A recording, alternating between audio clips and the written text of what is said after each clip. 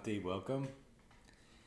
This lesson and the next are about chanting in the chakras. And again, we're looking at them as part of the kosha that relates to the mind, the manomaya kosha.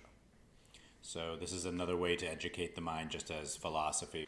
And you can use these two in conjunction or separately to help people balance themselves in this kosha. So specific to chanting is a really ancient technique. You could look at it as more ancient, right, even than a lot of the philosophy, and definitely more widespread. The purpose of chanting in many ways is to educate and focus the mind. So when we chant, we direct the mind with sound, either to areas in our own system, or we're entraining the mind with the energy and the world around us.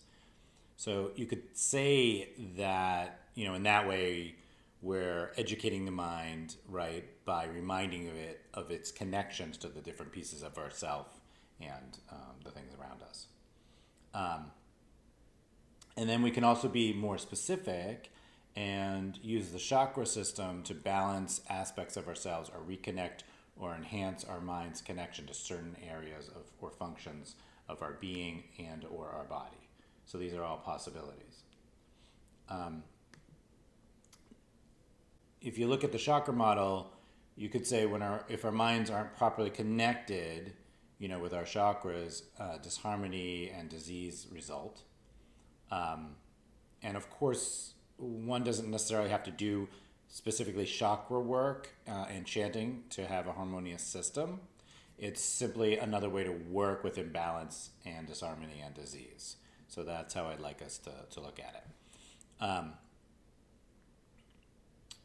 When working specifically with manomaya kosha, the main goal, right, will be to balance our minds so there isn't too much stimulated or too much lethargy in that kosha, and when working with the chakras in each chakra.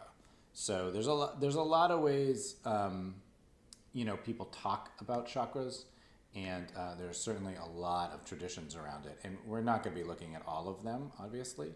What I'd like to share with you is some things that have been useful in my practice and with myself. And the way I look at it is when the chakras are imbalanced, you have a lot of disharmony, especially in the emotions. And often when one personally works with a chakra balancing practice, one might find that emotional ups and downs are minimized. And of course, those ups and downs are stressful on the system and have big ramifications on our health. So from a yoga therapy perspective, that's how you might want to look at it. But before we, let's do this. Before we learn, the specific chakras and kind of look at them, let's talk about a little what they are in general. So we have the energetic system. And there are nadis, as we know from our lessons on prana and the pranamaya kosha. And the main nadis are the sushumna, which runs straight up and down the central axis of the body. And then people look at these in different ways, but there's the Ida and Pingala, which are the left and right, which either run up the sides or sort of twist around that sushumna. That's the idea. There's like a left channel, a right channel, and a sushumna. And traditionally, people work with 7 chakras that are located up the sushumna from the pelvic floor all the way up to the crown of the head, as you probably know. Now, in my opinion and the way I've been taught, in sort of energetic reality, it's more of a continuum where you have your sushumna and you have energy running up. And I think really what's great about the chakras is that it brings you into specific points along that continuum, is a good way to look at it. And it's been proven really useful over a really long period of time, probably a couple thousand years. If you're not someone that's drawn to these kinds of models or practices, it's kind of esoteric thing. What I'd ask is that you keep kind of an open mind and and really try to feel the results of the practices, because belief in the chakra system isn't important. And as you can tell from what I just said, I'm not necessarily married to the idea of these 7 chakras. I've used these practices successfully with myself and others, so I like them. And again, it's more like a continuum, an energetic stream in the body. And this is just another way to look at it. Not dissimilar from the way people look at all sorts of energetic maps, including the map of the nadis, or the map in Chinese medicine, where you see all these meridians. This is just another map that could be useful. What's really cool about using these is that it combines a bunch of things that the mind really finds useful and balancing. And so what it combines is some images, sometimes some color, and some sound, right, when you work with chakras. So what we're going to do now is we're just going to take a look at those. And this is what I'd like us to learn. The 7 chakras, kind of generally what they're for, or where they are and how to work with them. When you chant the sounds of the chakras, you're chanting what's called a bij, or a bija mantra. And that sound is associated with that area, right, of the sushumna and that chakra. And you'll hear people talking about the chakras opening when you chant them, the chakras closing when you chant them. I prefer to think of us, just like we do with the koshas, is getting those chakras balanced. So think balance, think harmony all the time when you're working therapeutically. So each chakra basically has a sound associated with it, sometimes a shape, and sometimes that shape has a color.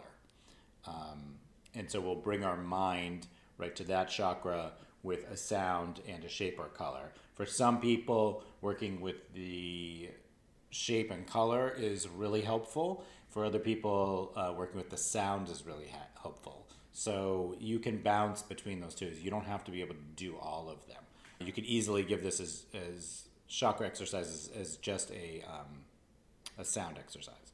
And we'll look on how to use these, but basically you could do whole practices centering on one chakra, or you could work with all chakras as a balancing event, or you could work with, let's say, just the lower or just the upper chakras to achieve a certain result. So those would probably be the ways I've used it most, like either lower, upper, or all, or specific chakras. I would say in my practice, I would say 75% of the time I'm thinking lower or upper, and then the other ones come into place sometimes in my yoga therapy practice. So the first chakra, let's look at these chakras. So the first chakra is the Muladhara chakra. Now, the main thing here is that this is at the root of your body. So it's your pelvic floor. It's actually, you could think of it more like your perineum, right in the center. If you wanted to visualize something, often, and there are many different traditions, I'll give you a few options as we talk about these, but often it's in the shape of a square. So you can just close your eyes for a moment and imagine a square right in your pelvic floor, and often that square is golden. So sometimes if the shape doesn't work, but you like the color aspect, you could also imagine gold just in your mind as you bring your attention to the pelvic floor. So those are all possibilities. And then the sound is lam, L-A-M, lam. And the big event with these sounds is the first letter, l, lam, like that. So you want, if you're chanting these, lam, right, you want the L really to be there, not you don't want to just sort of slur out the L, because the vibration of the word is important, so the L is really important. And the reason, or I should say, what this chakra basically represents is your primal support or foundation. And when it's balanced, that's going well. And when it's not balanced, right, it leads into issues revolving mainly around fear and safety. That sort of primal, like, am I safe? Can I survive? So you'll find sometimes people who have had some really rocky childhoods, including abuse in them, this will come up. And we'll talk more about that. But primal sort of baseline, am I okay? This is your root chakra. Then we move up to your next chakra, and the next chakra is located sort of, you would say, if you think about where your sacrum is, and then your genitals and your pubic area and the bowl of the hips, so that whole area of your body, where your bladder is, that whole area. Sometimes this is also related to the kidneys, depending on the tradition, but you can think of sort of your sexual organs, sacrum, the whole bowl of your hips, and actually the visualization for this is usually a crescent moon that's sort of in your hip bowl, like this. So you have this crescent moon, and the color is silver. So you can close your eyes just for a moment and see if you can imagine a silver crescent moon, right, with the tips almost touching, sort of in the bowl of your pelvis. And that is your Swadhisthana chakra, your second chakra. The sound is vam, V-A-M, vam. Now again, there's other traditions where you might hear slightly different sounds, and that's fine. All the mantras that I've been exposed to are actually really old, so it's hard to say which one's better. They all seem to work pretty well. Vam. So the whole thing, right, would be, and we'll do this meditation, but you'll bring your attention to that pelvic bowl and think vam, right, and think silver crescent moon. That would be the whole thing, and you could do it in pieces. Now, what this chakra mainly relates to, besides that physical spot in your body, which all of these relate to, is your capacity for creative play and sexual relationships and energy, which you could say are often related. And you'll see when the chakra is off, you'll see some sort of like the sexual piece in terms of relationships with others is off. And that can go in all sorts of ways, but it's not something that's harmonious for the individual is the main thing to think about. Also the ability to sort of enjoy things at like a kind of base play level like a child would comes from this area. So, the way, if you've been around children, little kids, they'll just sort of naturally play. And as adults, we might have more sophisticated or maybe more sexual ways of playing sometimes, but it's still coming from that spot, right? Just sort of enjoying things for what they are. And if you can't do that, sometimes this chakra is involved.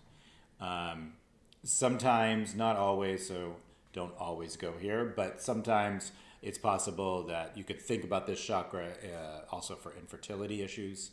If there's just something going on in that area of the body that's not working out, where you don't have especially if you don't have like a big medical cause, it might come into play. So again, that's the second chakra.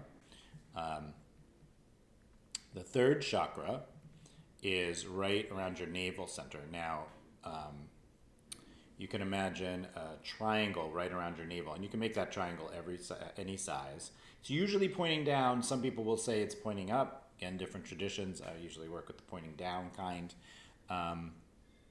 And that triangle is often red or yellow. It's often red because this is your Agni, your fire center, digestion, right? You can see right where it is, right? So it relates to all things digestively. Before I talk about that more, the sound, is a ram, R-A-M, ram, ram. So you have a downward triangle. Close your eyes for a minute. Downward triangle around the navel. It's red, ram. So you can think of fire, right? For some people, yellow works a lot better, so you could play with that. In terms of digestion, there's all sorts of sort of digestive issues that someone could be having, but mentally, it has mostly to do with what you can take in and handle. So what you can digest mentally. So, often people with issues in this area sort of can't take in input very well. And you could say they're having trouble digesting it. And you'll see them having mental problems with this chakra. So sort of the inability to take in new information would be here, right? Also the inability to take information and sort of move it and do anything with it, which can cause a lot of stress. So that's what I think of for Manipura chakra, the third chakra. And that's usually how I use it. You could also, of course, again, think digestive fire if there's some sort of actual issue with the transformation of food and fluids into the body. And those three chakras are the lower chakras. And they generally translate into you can see like safety, sexuality, and play, and then taking things in, right? This is all sort of very human, worldly things.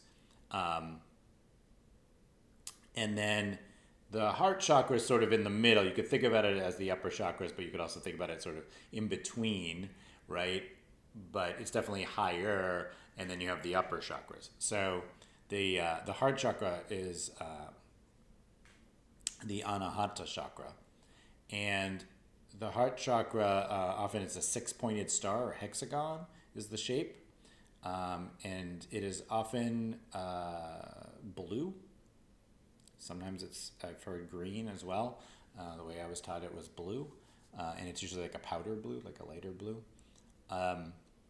So it's not red. Red's usually the one below, but you could hear red too. There's a lot of different things go on. So you've got that hexagon or six-pointed star. You can close your eyes for a minute. And again, it's in the middle of the body. So the heart center is not the heart, right? It's the chakra, so it's here.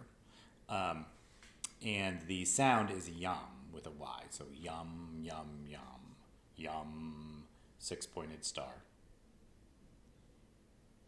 And it relates, to things having to do with the physical heart as well, and the lungs, and sometimes you'll hear the spleen brought in for this area of the body. But mentally and emotionally, when you have dysfunction here, it usually comes, with something to do with relationships to other people. You'll see people when it's dysfunctional, when it's functional, people have an open heart and they listen to other people and they're able to take people sort of at face value and sort of interact with them easily. And then when it's not going well, people are insecure or they're overly critical in their relationships to others. Maybe they have a lot of anxiety. That's what you'll see in this area. That's the heart chakra. So relationships, not sexual play, not base level relationships, but the little sort of higher level of relating to other humans. Heart chakra and all the things that can happen when that's not going well. Then we have the throat chakra, Visuddha, and the throat chakra, sometimes it doesn't have a symbol, actually often. The way I was taught by one of my teachers, however, was a white circle. So you could put that there, so you close your eyes, white circle in the throat. It's really the base of the throat. But this area of the body, so as opposed to here, this area. So you could think of a big white circle, or if it works better, sometimes if you kind of visualize the shape, right, it'll naturally kind of land somewhere, and that's fine. You want your mind to naturally land there. And usually that circle's white. So you could think white or white circle. And the sound is with an H, hum, hum, hum, hum. You can vibrate that in your throat. And this chakra is all about communication. The ability, right?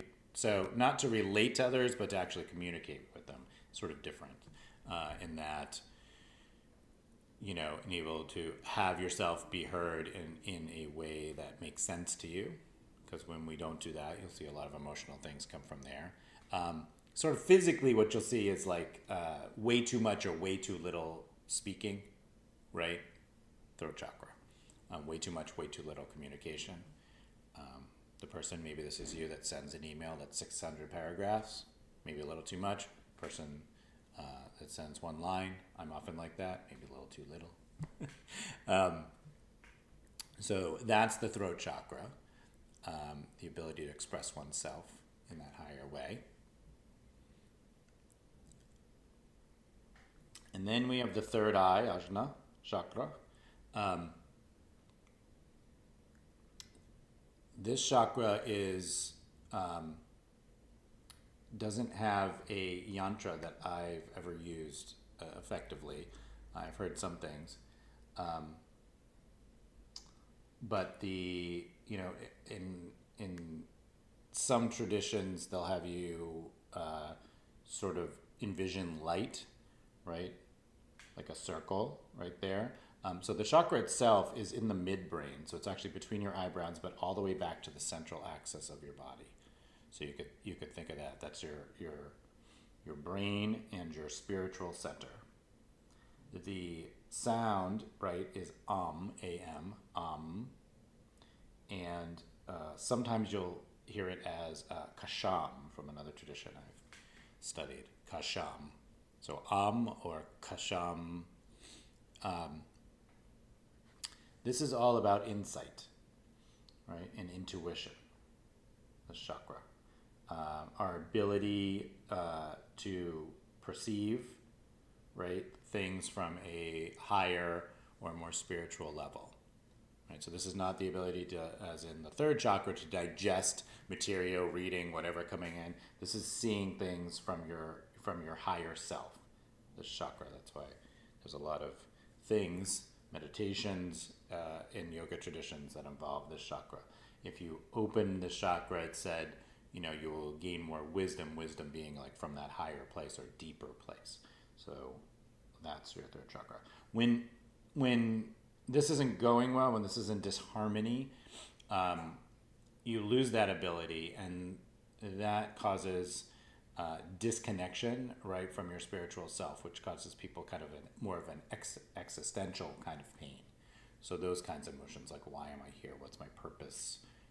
What's this life for? Right? That kind of stuff. Third eye.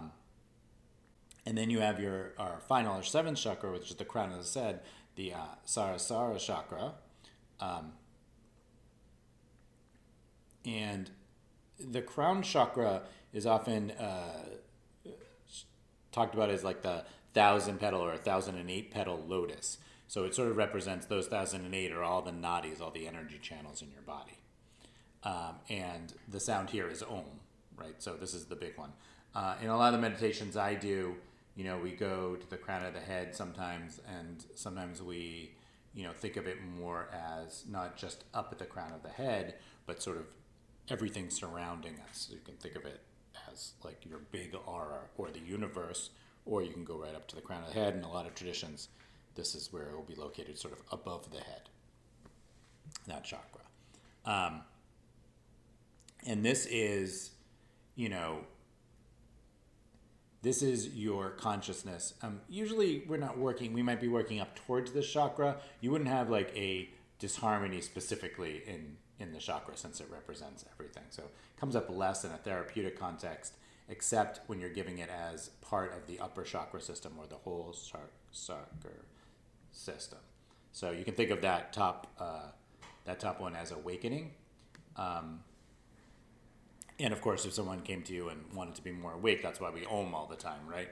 Om helps us, and that relates to the crown chakra. So these chakras, right, when we use them, we are harmonizing them, again, for the benefit of our system, but in this case, mostly, for our minds. So our minds can understand, right, and be connected to the different aspects of ourself. So if you think of the chakras 1, 2, 3, 4, 5, 6, 7, the chakras connect us and allow us to be more stable, more chronically viable, more energy, empowered, in relation and loving, expressive, discriminating, right, and aware of our wisdom, and more awake and alive. So that's the purpose of focusing on these particular chakras and centers, and that's why we will be using them.